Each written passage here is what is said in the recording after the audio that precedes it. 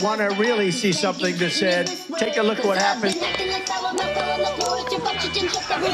Hey.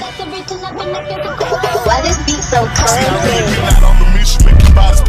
We will make America proud again. And you try to kill our We will make America wealthy again. And yes, together, we will make America great again. Well, Americans are braced for Joe Biden's last list of lies tonight at 8 p.m. Eastern. He leaves office with the lowest approval ratings in the modern era. Yeah, we ain't surprised. We already knew. Bye-bye. It can't get here fast enough. Bye-bye, sir. They ought to walk you out with your hands behind your back.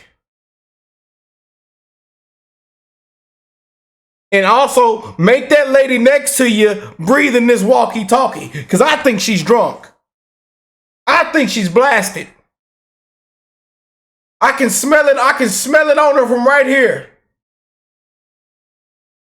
They ought to make her breathe in the walkie-talkie and take a piss test. Bottom of the heap, his ratings on the economy and on foreign affairs.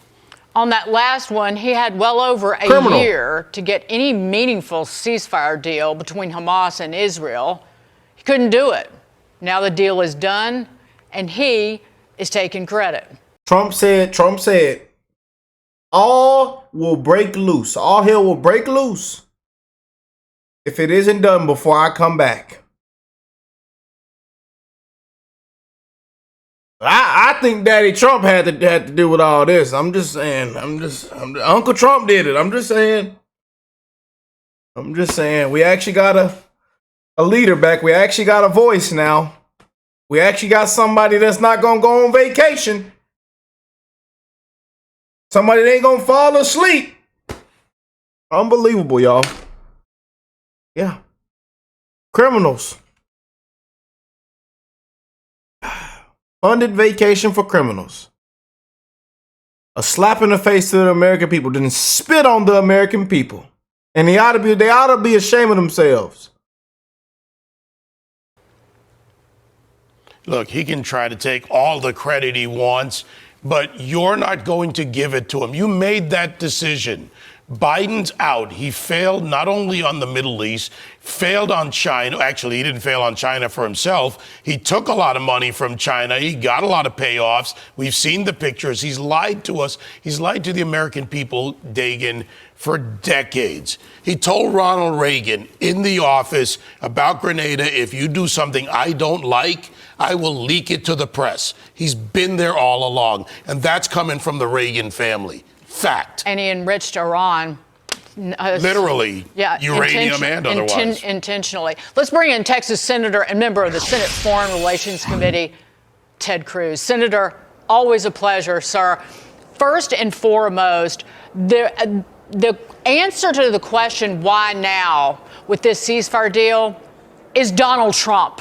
It's not Joe Biden. Look, that's unquestionably the case. President Trump made clear that all hell would be there to pay if Hamas did not release the hostages. We will celebrate the release of the hostages, Americans, Israelis. That is a good thing.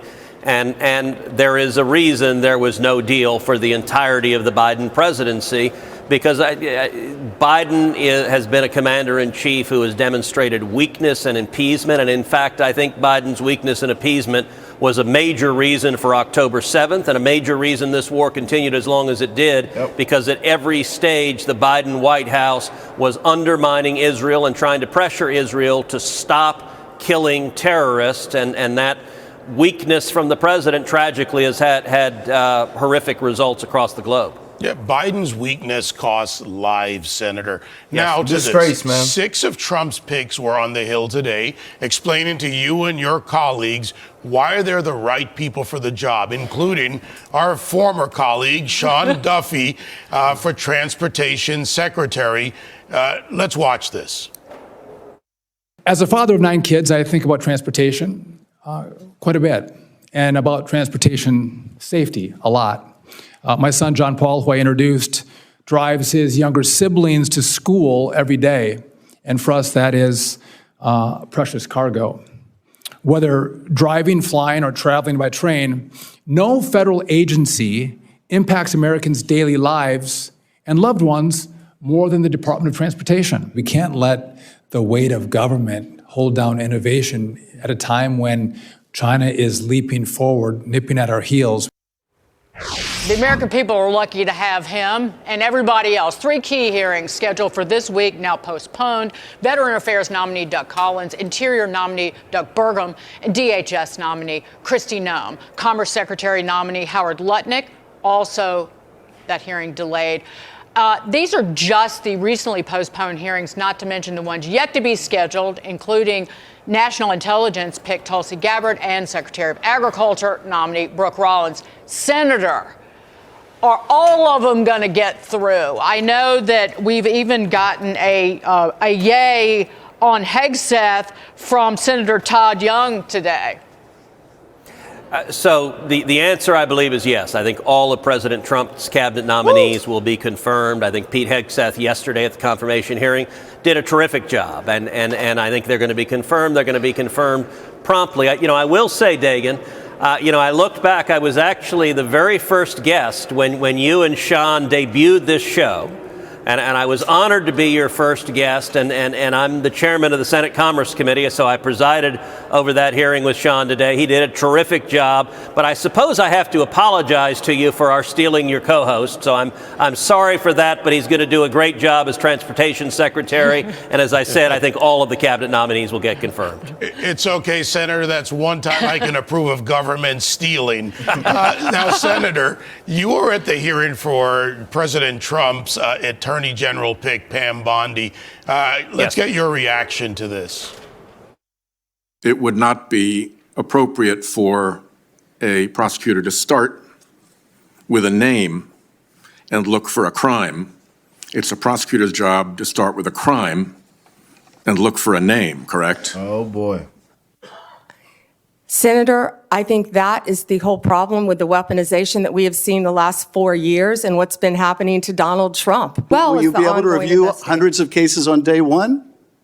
I will look at every file I am asked to look at. Of course you won't. So will you advise the president? Can I answer the question? Well, my question is... I would have plenty of staff. You said, of course you want? You'll be able to review hundreds of cases on the first day? I'm not going to mislead this body nor you. All right, let me ask another question. You don't want to answer that. Let me ask another question. You were censured by Congress. Yeah, they ought to walk in there and put his hands behind his back. Come on, Adam, sir. Put your hands behind your back, sir. You're coming with us. Yeah, they ought to walk him out of there. He's a fucking disgrace. For comments just like this. Your reaction, Senator. Well, look, I think Pam Bondi did a terrific job at the hearing today. I think she is going to be confirmed as Attorney General. She's a very strong choice.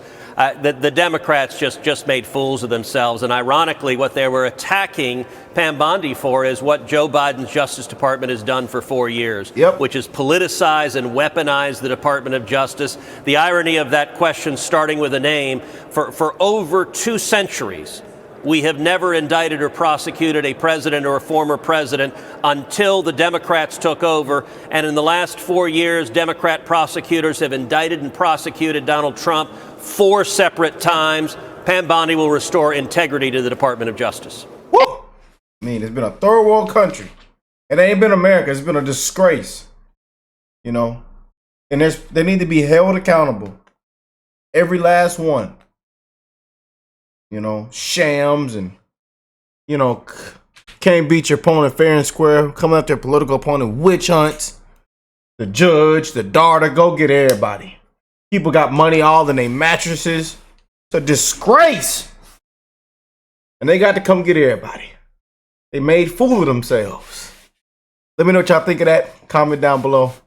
God bless them beautiful patriots around the world. And I'll catch you beautiful people in the next one. Peace and love, family.